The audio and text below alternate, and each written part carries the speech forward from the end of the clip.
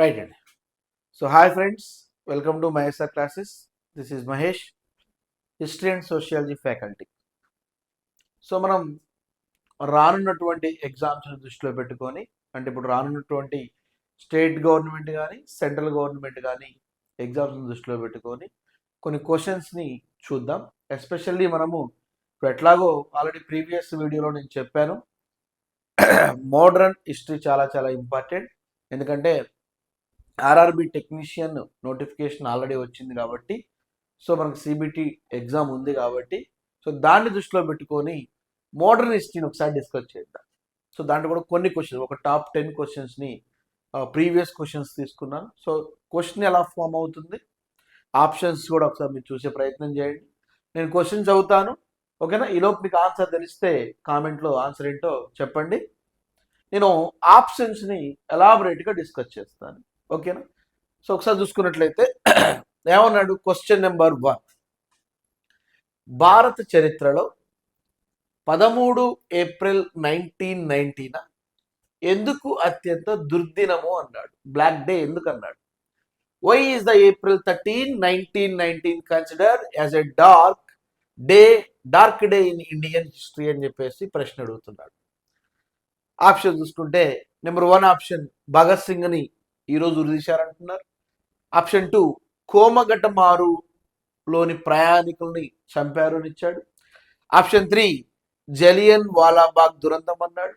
Option 4 Chauri Chaura ఉదంతం అని చెప్పేసి అన్నాడు. సో దీంట్లో ఆన్సర్ ఏంటో మీరు కామెంట్లో రాయండి. ఆన్సర్ ఏమవుతుంది? సో అందరికీ తెలుసు, 13th ఏప్రిల్ 1919 ప్రపంచం మొత్తం కూడా మర్చిపోని సంఘటన ఏంటి సరే అంటే జలియన్ వాలాబాగ్ సంఘటన. ఆన్సర్ వచ్చేసి నెంబర్ 3. ఏం జరిగింది? జలియన్ వాలాబాగ్ సంఘటన ఏం జరిగింది? అమృత్సర్లోని, ఎక్కడండి? అమృత్సర్లోని జనరల్ డయ్యర్ విచక్షణారహితంగా కాల్పులు జరిపి అనేక మంది ప్రాణాలను తీశాడు. అది ఎప్పుడు జరిగింది సార్ అంటే 13th ఏప్రిల్ 1919 జరిగింది. సో ఆన్సర్ 3 అవుతుంది. ఆన్సర్ 1 ఎందుకు కాదు? 1 ఏమిచ్చాడు? భగత్ సింగ్ని ఉరిదీశారు అన్నాడు. భగత్ సింగ్ని ఎప్పుడు ఉరిదీశారు? 1931 మార్చి 28 ఉరిదీశారు. ఎక్కడ ఉరిదీశారు? లాహోర్. ఎక్కడండి? లాహోర్లోని జైల్లో ఒక అతన్ని ఉరిదీయడం జరిగింది, ఓకేనా? సో మనకి ఎందుకు ఉరిదీశారు? కారణం ఏంటి అంటే సాండర్స్ అనేటువంటి, ఎవరండి? సాండర్స్ అనేటువంటి ఒక పోలీస్ ఆఫీసర్ని హత్య చేసినందుకు భగత్ సింగ్ ఒక్కడే కాదు, భగత్ సింగ్ తో పాటు, ఓకేనా, సుఖదేవ్, ఎవరండి? సుఖదేవ్, గురుదేవ్, ఓకేనా? సో భగత్ సింగ్ తో పాటు వాళ్ళని కూడా ఉరి తీయడం జరిగింది. సో ఆప్షన్ 1 కాదు. ఆప్షన్ 2 ఏమన్నాడు? కోమగటమారులోని ప్రయాణికులు చంపారని చెప్పేశారు. యాక్చువల్లీ ఏంటి కోమగటమార్ అంటే, కోమగటమార్ అనేది ఒక జపాన్ నౌక. ఇది 1914లో కెనడా నుండి, ఎక్కడి నుంచి అండి? కెనడా నుండి వలస ప్రజల్ని తీసుకొని, ఎవరైతే వలస కార్మికులు ఉన్నారో ఆ కార్మికులు తీసుకొని కోల్కత్తా రావడంతో ఆ రోజు ఆంగ్లేయులు విచక్షణారహితంగా కాల్పులు జరిపి దాదాపు 18 మంది అమాయకులైనటువంటి భారతీయులు చంపారు.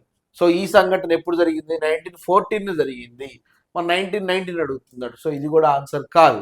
4వది చూడండి, ఏమన్నాడు? 4వది చౌరీ చౌరా సంఘటన అన్నాడు. The incident of Chauri Chaura. ఏంటి చౌరీ చౌరా అంటే, ఇక్కడ మనకి 1922 సంవత్సరం ఫిబ్రవరి 5వ తేదీన మోహన్ దాస్ కరమ్చంద్ గాంధీ సహాయ నిరాకరణ ఉద్యమంలో భాగంగా అత్యవసరంగా ఉద్యమాన్ని ఆప్ చేసినటువంటి సంఘటనే చౌరీ చౌరా ఉదంతము. ఉత్తరప్రదేశ్లో ఒక పోలీసు ఆ పోలీస్ స్టేషన్ పై మూకుమ్మడిగా దాడి చేస్తే పోలీసులందరినీ తగలబెట్టినందుకు అప్పుడు గాంధీజీ ఏం చేశారు సార్ అంటే సహాయ నిరాకరణ ఉద్యమాన్ని క్లోజ్ చేయడం జరిగింది. ఆ సంఘటనే చౌరీ చౌరా సంఘటన అంటారు.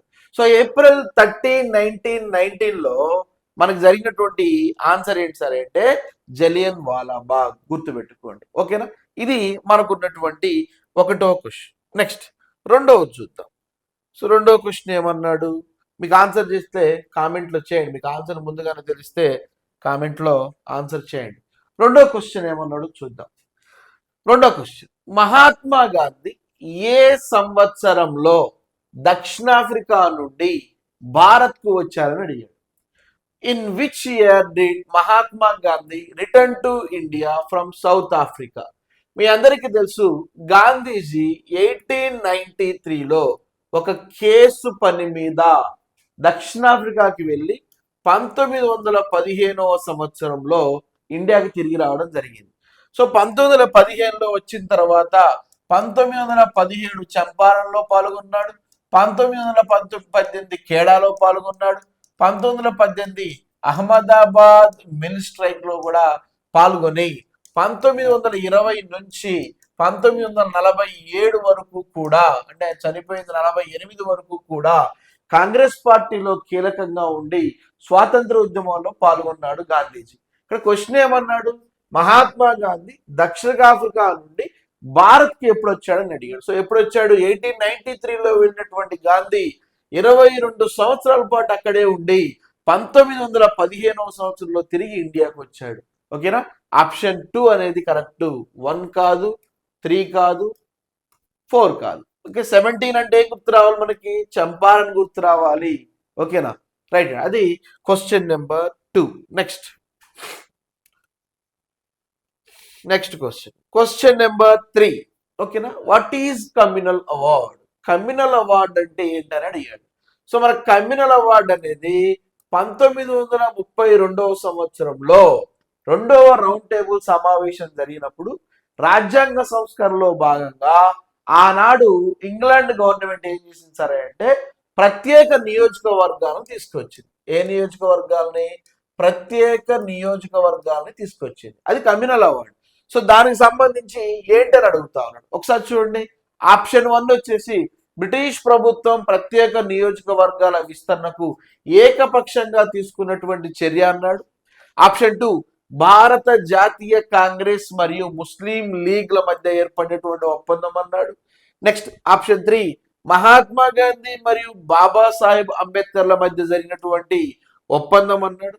ఆప్షన్ 4 అన్ని పార్టీలు మరియు బ్రిటిష్ ప్రభుత్వం మధ్య కుదిరినటువంటి ఒప్పంద ఫలితం అన్నాడు. సో దీంట్లో ఆన్సర్ ఏంటో ఐడెంటిఫై చేస్తే ఆన్సర్ చూడండి ఒకసారి. ఆన్సర్ అన్ని పార్టీలు మరియు బ్రిటిష్ ప్రభుత్వం కుదిరినటువంటి ఒప్పందం, దీనికి సంబంధం లేదు. ఓకేనా, ఆప్షన్ 3 చూద్దాం. మహాత్మా గాంధీ మరియు బాబాసాహెబ్ అంబేద్కర్ మధ్య కుదిరినటువంటి ఒప్పందం అన్నాడు. యాక్చువల్లీ 1932వ సంవత్సరం సెప్టెంబర్లో మనకి యాక్చువల్లీ ఆగస్టులో 2వ రౌండ్ టేబుల్ సమావేశం జరిగితే సెప్టెంబర్లో గాంధీజీ ఈ కమ్యూనల్ అవార్డుకి వ్యతిరేకంగా ఎరవాడ జైలులో, ఏ జైలు అండి, ఎరవాడ జైలులో ఆమరణ నిరాహార దీక్ష కూర్చున్నాడు. అప్పుడు ఆమరణ నిరాహార దీక్షని ఓకేనా జరుగుతున్నప్పుడు అతనితో మాట్లాడడానికి వెళ్ళినటువంటి వ్యక్తి ఎవరు సరే అంటే డాక్టర్ బిఆర్ అంబేద్కర్. ఇది కేవలం ఒప్పందానికి సంబంధించిందే కానీ కమ్యూనల్ అవార్డుకి సంబంధించింది కాదు. So this is also wrong answer. Next B ఏమన్నాడు, భారత్ జాతీయ కాంగ్రెస్, దీన్ని మనము ఐఎన్సి అని పిలుస్తాం. ఓకేనా, ఇండియన్ నేషనల్ కాంగ్రెస్. ముస్లిం లీగ్ ఎప్పుడు ఏర్పడింది? 1906లో ఏర్పడింది. వీళ్ళిద్దరి మధ్య జరిగిన ఒప్పందాన్ని కమ్యూనల్ అవార్డు అంటున్నాడు. అసలు వీళ్ళిద్దరికి కమ్యూనల్ అవార్డుకి సంబంధం లేదు. ఎందుకంటే కమ్యూనల్ అవార్డుకి సంబంధం ఏంటంటే రౌండ్ టేబుల్ సమావేశానికి సంబంధం. 3 రౌండ్ టేబుల్ సమావేశంలో 2వ రౌండ్ టేబుల్ సమావేశం జరుగుతూ ఉన్నప్పుడు ఓకేనా ప్రత్యేక నియోజకవర్గాల ప్రస్తావన తీసుకొస్తే దాన్ని వ్యతిరేకించినటువంటి గాంధీజీ దాన్ని యాక్సెప్ట్ చేసినటువంటి వ్యక్తి ఎవరు సరే అంటే డాక్టర్ బిఆర్ అంబేద్కర్. దాదాపు 72 ప్రత్యేక నియోజకవర్గాలు దళితులకి కేటాయించడము కమ్యూనల్ అవార్డులో ప్రస్తావన వచ్చింది. దానికి అంబేద్కర్ సానుకూలంగా దాన్ని యాక్సెప్ట్ చేయడం జరిగింది. ఓకేనా, సో కాబట్టి కమ్యూనల్ అవార్డు అంటే బ్రిటిష్ ప్రభుత్వంచే నియోజకవర్గాల విస్తరణకు ఏకగ్రీవంగా తీసుకున్నటువంటి చర్యను ఏమని పిలుస్తారు సార్ అంటే కమ్యూనల్ అవార్డు అని పిలుస్తారు. ఆన్సర్ అనేది ఒకటవుతుంది, రెండోది కాదు, మూడోది కాదు, నాలుగోది కాదు. మిమ్మల్ని కన్ఫ్యూజ్ చేసి 1, 3కి దగ్గర లింక్ పెట్టాడు. 1, 3కి దగ్గర లింక్ ఏంటో కూడా నేను చెప్పడం జరిగింది. ఇది question number 3. Next question number 4. Question number 4 ఏమన్నాడు ఒకసారి చూద్దాం. సో క్వశ్చన్ నెంబర్ 4 చాలా చాలా ఇంపార్టెంట్. 1917లో అహ్మదాబాద్ మిల్లు కార్మికుల సమ్మెకు దారి తీసినటువంటి దారి తీసినటువంటి దారి తీసినటువంటి యజమానులకు మరియు కార్మికులకు మధ్య వివాదానికి గల కారణాన్ని ఈ క్రింది వాటిలో గుర్తించండి. యాక్చువల్లీ 1917 1918లో గుజరాత్లోని ఎక్కడండి గుజరాత్లోని అహ్మదాబాద్ మిల్ స్ట్రైక్ లో కార్మికులు సమ్మె చేస్తా ఉన్నారు. దానికి గల కారణం ఏంటని అడుగుతున్నాడు. ఏంటి దాన్ని ఒకసారి చూసుకున్నట్లయితే identify the cause of the dispute between the mill owners and workers that led to the mill worker strike in the Ahmedabad 1917 from the following. ఈ క్రింది ఏ కారణం చేత వాళ్ళు మిల్లు కార్మికులు 1917వ సంవత్సరంలో స్ట్రైక్ చేశారని అడుగుతున్నాడు. ఆప్షన్ 1 వచ్చేసేమో కరువు భత్యం అన్నాడు. ఆప్షన్ 2 వచ్చేసేమో ఎక్కువ టైం పని చేస్తున్నాం కాబట్టి ఎక్కువ భత్యం, అంటే ఎక్కువ టైం పని చేస్తే ఇచ్చేటువంటి భత్యం గురించి అన్నాడు. ఆప్షన్ 3 ఆరోగ్య భత్యం అన్నాడు, హెల్త్ అలవెన్స్ అన్నాడు. ఆప్షన్ 4 ప్లేగ్ బోనస్ అని చెప్పేసి దేనికోసం వాళ్ళు ఈ యొక్క ఆ మిల్లుకి స్ట్రైక్ చేశారని అడుగుతున్నాడు. ఆన్సర్ వచ్చేసి ఏంటి సార్ అంటే బోనస్ కోసము. ప్లేగ్ వ్యాధికి ఆ రోజు వచ్చినటువంటి ప్లేగ్ బోనస్ కి మాకు బోనస్ ఇవ్వాలన్న ఉద్దేశంతో 1917లో స్ట్రైక్ చేస్తా ఉంటే 1918లో ఈ కార్మికులంతా గాంధీజీ దగ్గరికి వెళ్తే గాంధీజీ తొలిసారిగా నిరాహార దీక్ష చేసి 35% ఆఫ్ బోనస్ ఇవ్వడంతో భారతదేశంలోనే తిరుగులేని నాయకుడిగా ఎదిగాడు గాంధీజీ. ఓకేనా. సో గాంధీజీ విజయం సాధించడం గల ప్రధానమైన కారణమైనటువంటిది ఏంటి సరే అంటే అహ్మదాబాద్ మిల్ స్ట్రైక్ అనమాట. ఇక్కడ గాంధీజీ ప్రస్తావన ఇవ్వలేదు కానీ ఆ మిల్ స్ట్రైక్ గల కారణం ఏంటని అడిగాడు. సో ఆన్సర్ వచ్చేసి ప్లేగుకి సంబంధించి బోనస్ ఇవ్వడం. అది కూడా ఎంత పర్సెంటేజ్ బోనస్? 35% ఆఫ్ బోనస్ ఇవ్వడం జరిగింది. గాంధీజీ నిరాహార దీక్ష చేశాడు, 35% బోనస్ కూడా ఇవ్వడం జరిగింది. ఆరోగ్య భద్రత, హెల్త్ అలవెన్స్ కాదు, ఓవర్ టైం అలవెన్స్ కాదు, ఓకేనా, కరువు భత్య అలవెన్స్ కూడా కాదనమాట. సో ఆన్సర్ వచ్చేసి 4th. నెక్స్ట్ ఆన్సర్ వచ్చేసి నెక్స్ట్ చూసుకున్నట్లయితే 4 అని చెప్పుకున్నాం కదా. Next 5th question. సో మీకు ఆన్సర్ చూస్తే ఆటోమేటిక్గా మీరు కామెంట్ చేయండి. ఓకేనా, రైట్. నెక్స్ట్ స్వాతంత్ర ఉద్యమంలో ద 5th క్వశ్చన్. స్వాతంత్ర ఉద్యమంలో ఏ కాలఖండాన్ని గాంధీ శకం లేదా కొన్నిసార్లు గాంధీ యుగం కూడా అంటున్నాడు, ఈ గాంధీ శకం లేదా గాంధీ యుగం అని పిలవచ్చు. ఓకేనా. So which period in the freedom movement can be called Gandhi era? Option number 1 1992 1947, 1910 to 1947, 1932 1947, 1915 to 1945 అనమాట. యాక్చువల్లీ ఇక్కడ మనకి ఆన్సర్ తప్పుబడింది, ఆప్షన్స్ తప్పించాడు. ఓకేనా. 1922 1948 అని గుర్తుపెట్టుకోండి. ఓకేనా. సో ఆన్సర్ కూడా ఇదే అవుతా ఉంటుంది. ఓకేనా. సో ప్రింట్ మిస్టేక్ పడింది. ఓకేనా. కొన్ని సందర్భాల్లో టైప్ చేసేటప్పుడు కొన్ని మిస్టేక్స్ ఉంటాయి. ఓకేనా, దాన్ని మీరు గమనించండి. ఓకేనా. ఏదైనా ఎక్స్ప్లెయిన్ చేసేటప్పుడు దాన్ని మేము వివరిస్తాం. ఓకేనా. టైపింగ్లో ఏమైనా తప్పులు ఉంటే దాన్ని మీరే అర్థం చేసుకోవాలి. ఓకేనా. ఆన్సర్ వచ్చేసి గాంధీ గారిని 1922 1948 అంటారు. ఎందుకు అంటారు సార్ అంటే 1885 to 1905 వరకు మితవాదుల యుగంగా పిలుస్తారు. 1905 నుంచి 1920 వరకు అతివాదుల యుగంగా పిలుస్తారు. 1920 నుంచి 1948 వరకు గాంధీ యుగంగా పిలుస్తారు. ఎందుకంటే అప్పటికి తిలక్ చనిపోతాడు. తిలక్ చనిపోయిన తర్వాత కాంగ్రెస్ పార్టీ పగ్గాలు మొత్తం గాంధీ అధ్యక్షతన, గాంధీ నాయకత్వాన స్వాతంత్ర ఉద్యమం మొత్తం గాంధీ చేతులతో నడుస్తూ ఉంటుంది. అందుకనే 1920 నుంచి దేశానికి స్వతంత్రం వచ్చిన 1947 వరకు కూడా గాంధీ లీడ్ లో ఉండి అనేక రకాల ఉద్యమాలు చేస్తాడు. కాబట్టి ఈ 1920 నుంచి 1948 వరకు ఏమని పిలుస్తారు సార్ అంటే గాంధీ యుగము అని పిలుస్తారు. క్వశ్చన్ కూడా అది అడిగాడు. 1990 ఇది కాదండి, 1932 కాదు, 1915 కూడా కాదనమాట. సో 1920 టు 1948 వరకు కూడా గాంధీ యుగంగానే మనం పరిగణించాలి. So that is the 5th question. Next 6th question. ఏమన్నాడు? దక్షిణాఫ్రికా నుండి తిరిగి వచ్చిన తరువాత, సో దక్షిణాఫ్రికా నుండి ఎప్పుడు వచ్చాడు మీకు ఆల్రెడీ చెప్పాను. దక్షిణాఫ్రికాకి ఎప్పుడు వెళ్ళాడు అసలు గాంధీజీ? ఎప్పుడు వెళ్ళాడు? 1893లో వెళ్ళాడు. ఎప్పుడు వచ్చాడు? 1915లో వచ్చాడు. అంటే 22 years తర్వాత గాంధీజీ 1915లో వచ్చిన తర్వాత ఎవరి సలహా మేరకు మహాత్మా గాంధీ బ్రిటిష్ ఇండియాలో 1 సంవత్సరం పాటు పర్యటించాడని అడిగాడు. After returning from the South Africa, on who advised did Mahatma Gandhi tour British India for a year? 1915లో భారతదేశం తిరిగి వచ్చిన తర్వాత గాంధీజీకి ఎవరు సలహా ఇచ్చారు? బ్రిటిష్ ఇండియా మొత్తం తిరుగు. ఎందుకంటే నాయకుడిగా ఉండాలంటే ముందు దేశంలో ఉన్న సమస్యలు మొత్తం, భారతదేశంలో ఉన్నటువంటి నలుమూల సమస్యలు అన్నీ తెలియాలి కాబట్టి తిరగమని ఎవరి సలహా మేరకు అని అడిగాడు. ఆప్షన్ 1 వచ్చేసి మహాదేవ్ గోవింద్ రండే, ఆప్షన్ 2 వచ్చేసి మహాదేవ్ దేశాయ్, ఆప్షన్ 3 వచ్చేసి రాజ్ కుమార్ శుక్లా, ఆప్షన్ 4 వచ్చేసి గోపాలకృష్ణ గోఖలే.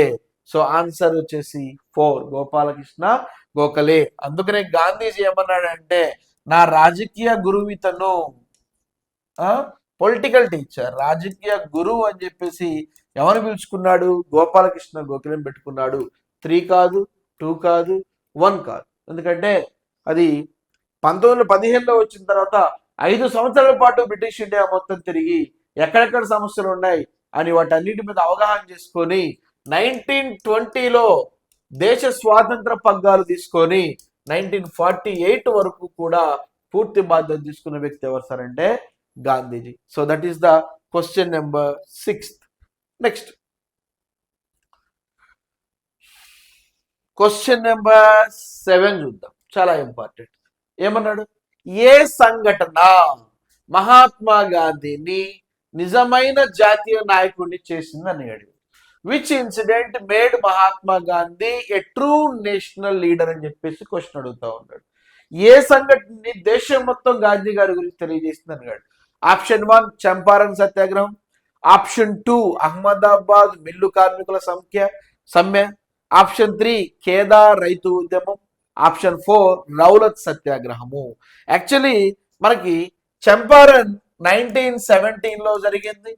అహ్మదాబాద్ మిల్లు కార్మికుల స్ట్రైక్ 1918లో తీసుకున్నాడు గాంధీజీ. ఖేడా సత్యాగ్రహము 1918 గుర్తుపెట్టుకోండి. రౌలత్ చట్టము 1919 చూడండి. యాక్చువల్లీ ఇయర్స్ ని గమనించినట్లయితే అన్నిట్లో గాంధీజీ పాల్గొన్నాడు, అన్ని విజయాన్ని సాధించాడు. బట్ ఏ సమ్య, ఏ ఉద్యమం గాంధీజీ నిజమైన నాయకుడిగా చేసిందంటే ఆప్షన్ వచ్చేసి నెంబర్ 2 అహ్మదాబాద్ మిల్లు కార్మికుల సమ్య.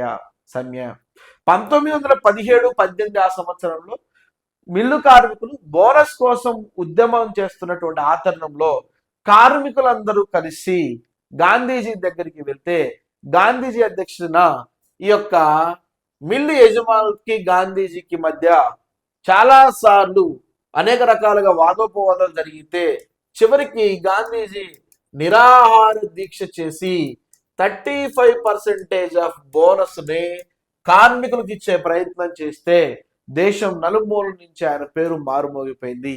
అదే 1917-18లో జరిగినటువంటి అహ్మదాబాద్ మిల్లు స్ట్రైకు ఓకేనా నిజమైన నాయకుడిగా గాంధీజీని మార్చింది. సో ఆన్సర్ వచ్చేసి నెంబర్ 2. చంపారణ్లో గెలవలేదా? గెలిచాడు. కేదా ఓకే. రౌలత్ చట్టాన్ని కూడా వ్యతిరేకించాడు 1919లో. సో ఈ వీటికన్నా ఈ యొక్క అహ్మదాబాద్ మిల్లు వర్కర్ స్ట్రైకే నిజమైన నాయకుడిగా దేశం మొత్తం అతన్ని గుర్తించేలా చేసింది. సో కాబట్టి ఆన్సర్ వచ్చేసి నెంబర్ 2. ఎందుకంటే ఇక్కడ 4 గాంధీజీకి సంబంధించిందే. మీరు క్లాస్ వినేటప్పుడు కానీ చాప్టర్ షార్ట్ నోట్స్ రాసుకునేటప్పుడు కానీ లేదా మెటీరియల్ చదివేటప్పుడే ఆటోమేటిక్గా మిమ్మల్ని మీరు అర్థం చేసుకోవాలి. దీంట్లో ఎందుకు ఇంత ప్రయారిటీ ఉందని చూసి అర్థం చేసుకునే ప్రయత్నం చేయండి. 4 గాంధీజీ ఉన్నాయి కాబట్టి మనం కొంచెం కన్ఫ్యూజ్ అవుతాం. ఓకేనా? సో ఆన్సర్ వచ్చేసి అహ్మదాబాద్ మిల్లు కార్మికుల సమ్మె అనమాట. So that is the question number 7. Next question number 8.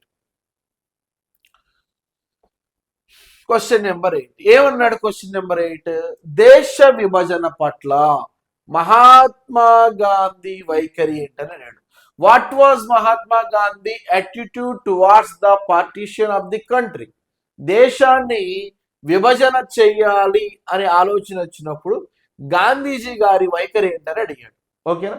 Options: విభజనకు అనుకూలమా, రెండోది విభజన న్యూట్రల్ తటస్థంగా ఉన్నాడా, మూడోది విభజనకు వ్యతిరేకమా, నాలుగోది విభజన గురించి ఆయనకు తెలియదు అన్నాడు. ఇప్పుడు మీరు పాఠం వింటేనే ఇది అర్థమవుతుంది. మహాత్మా గాంధీ గురించి 1920 నుంచి 1948 వరకు అసలు ఆయన ఏం చేశాడు అనేది చూస్తే మీకు దీనికి ఆన్సర్ అర్థమవుతుంది. అందుకనే క్లాసులు చాలా ఇంపార్టెంట్. క్లాస్ ఖచ్చితంగా వినాలి. ఆఫ్లైన్ అయినా సరే, ఆన్లైన్ అయినా సరే క్లాస్ ఖచ్చితంగా వినాలి. క్లాస్ వింటేనే కొన్నింటిని ఆన్సర్ ఐడెంటిఫై చేయగలుగుతాం. ఓకేనా?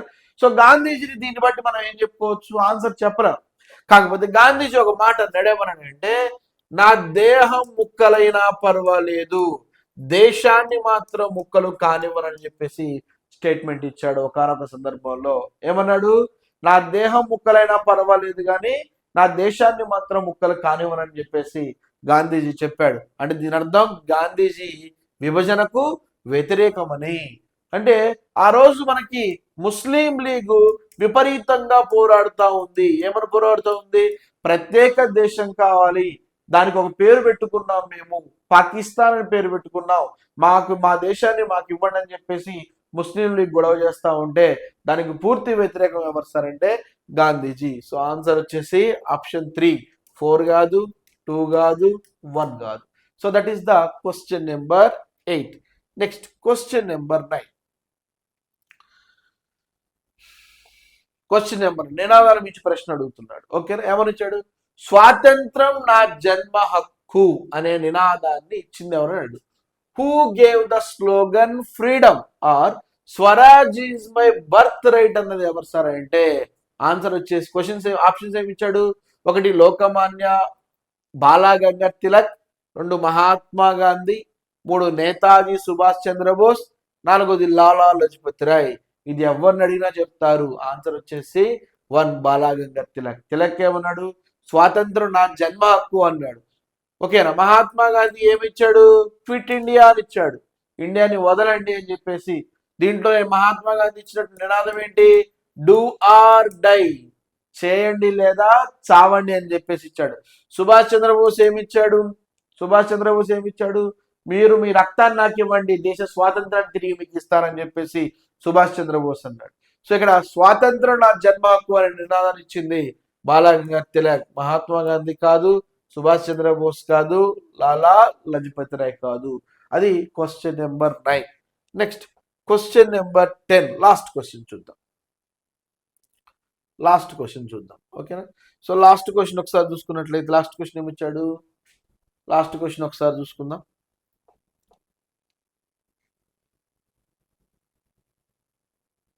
రైట్. సహాయ నిరాకరణోద్యమంలో భాగం కాని ఈ క్రింది వాళ్ళలో ఒక సంఘటన దేశవ్యాప్తంగా ప్రజాదరణ పొందింది అన్నాడు. అంటే which of the following event that not originally a part of the non cooperation movement gained widespread the popularity across the country అని అన్నాడు. అంటే సహాయ నిరాకరణ ఉద్యమంలో భాగం కాదు ఈ కింద ఇచ్చిన ఆప్షన్లో, కానీ భాగం కానిది ఆ ఒక్కటి మాత్రం దేశంలోనే బాగా పేరొందిందని అడిగాడు. యాక్చువల్లీ సహాయ నిరాకరణ ఉద్యమాన్ని తీసుకొచ్చింది ఎవరు? మోహన్ దాస్ కరంచంద్ గాంధీ. ఎప్పుడు తీసుకొచ్చాడు? 1920లో తీసుకొచ్చాడు. ఎప్పుడు ఎండ్ చేశాడు? 1922లో ఎండ్ చేశాడు. ఏంటి దాంట్లో ఉన్నటువంటి విషయం ఏంటంటే, ఒకటోది విదేశీ వస్త్రాలు విక్రయించే దుకాణాల ముందు నిరసన వ్యక్తపరచడం. ఆప్షన్ 2 ప్రభుత్వ పాఠశాలలు కళాశాలను బహిష్కరించడం. ఆప్షన్ 3 కళ్ళు దుకాణాల ముందు నిరసన తెలపడం. ఆప్షన్ 4 ప్రభుత్వ ప్రచార లేదా రవాణా వ్యవస్థను బహిష్కరించడం. ఈనాటిలో అసలు సహాయ నిరాకరణ ఉద్యమానికి సంబంధం కానిది ఏంటి అని అడిగాడు. అంటే సహాయ నిరాకరణ ఉద్యమానికి సంబంధం కాదు అంటే అసలు ముందు సహాయ నిరాకరణ ఉద్యమానికి సంబంధించింది ఏంటో తెలవాలి. విదేశీ వస్త్రాలను మరియు విక్రయించే దుకాణాల ముందు నిరసన తెలపడం, ఇది సహాయ నిరాకరణ ఉద్యమంలో భాగమే. ప్రభుత్వ పాఠశాలలు మరియు కళాశాలని బైకాట్ చేయమన్నాడు, ఇది కూడా సహాయ నిరాకరణ ఉద్యమంలో భాగమే. నెక్స్ట్ ప్రభుత్వ ప్రచార రవాణా వ్యవస్థను స్తంభించజేయమన్నాడు. ఇది కూడా సహాయ నిరాకరణ ఉద్యమంలో భాగమే. సో ఉద్యమంలో భాగం కాంతి ఏంటి సార్ అంటే కళ్ళు దుకాణాల ముందు నిరసన తెలుపు అనేది సహాయ నిరాకరణ ఉద్యమంలో భాగం కాదు. అయినప్పటికీ ఇది దేశవ్యాప్తంగా బాగా ప్రజాదరణ పొందనమాట. ఆ రోజుల్లో కళ్ళు కుండల్ని పగలగొట్టడం, ఓకేనా, మూకుమ్మడిగా మహిళలందరూ పాల్గొనేటువంటి కార్యక్రమాలు జరిగాయి. అది దేశవ్యాప్తంగా బాగా ప్రచారం పొందినటువంటి విషయం అనమాట. ఇది మనకి టాప్ 10లో ఉన్నటువంటి మోడర్న్ హిస్టరీ ప్రీవియస్ క్వశ్చన్స్. ఎందుకంటే బాగా గుర్తుపెట్టుకోండి, క్వశ్చన్ ఎలా ఫామ్ అవుతుందో చూడండి, ఆప్షన్స్ ఎలా ఇస్తున్నాడో చూడండి. మీరు నిజమైనట్టు ఉద్యోగాన్ని ఎప్పుడు కొడతారంటే 4 ఆప్షన్లో కనీసం 3 ఆప్షన్ల గురించి పూర్తి వివరణ తెలవాలి. ఫర్ ఎగ్జాంపుల్ భగత్ సింగ్ ఉరి అనగానే ఇది 1931కి సంబంధం కదా, 1990కి సంబంధం లేదు కదా అని చెప్పేసి ఆన్సర్ ఐడెంటిఫై చేయగలరు. అలా అయితేనే మీకు ఈజీగా ఉద్యోగం వస్తూ ఉంటుంది. ఓకేనా? సో కాబట్టి బాగా గుర్తుపెట్టుకోండి, ప్రిపరేషన్ చేసేటప్పుడు ఇటువంటి క్వశ్చన్స్ నేను ఎప్పుడైనా క్లాసెస్ చెప్తున్నప్పుడు ఆన్సర్ తెలిస్తే కామెంట్ చేయండి. ఓకేనా? అంతేకాకుండా మనకి మోడర్న్ హిస్టరీతో పాటు ఏన్షియంట్ మిడివల్ హిస్టరీకి సంబంధించినటువంటి కొన్ని క్వశ్చన్స్ కూడా చూసే ప్రయత్నం చేద్దాం. ఎందుకంటే తెలంగాణ అండ్ ఆంధ్రప్రదేశ్లో అటు టీజీపీఎస్సీ ఏపీపీఎస్సీకి సంబంధించినటువంటి వాటిల్లో మనకు నోటిఫికేషన్లు వస్తూ ఉన్నాయి. ఇటు పోలీస్ కానీ, గ్రూప్ 1 కానీ, గ్రూప్ 2 కానీ, అటు గ్రూప్ 1 గ్రూప్ 2 కానీ. ఏపీపీఎస్సీ సోషియాలజీ చాలా ఇంపార్టెంట్, దాన్ని కూడా మనం డిస్కస్ చేస్తాం. ఓకేనా? సో ఈ విధంగా మనము ఈ యొక్క మోడర్న్ ఇండియన్ హిస్టరీలో ప్రీవియస్ క్వశ్చన్స్ అన్నిటిని కూడా మొత్తం 10 క్వశ్చన్స్ ని చూసాం. చాలా చాలా ఇంపార్టెంట్. మిగిలిన క్వశ్చన్స్ ని తర్వాత క్లాస్ చూద్దాం. Thank you. All the best.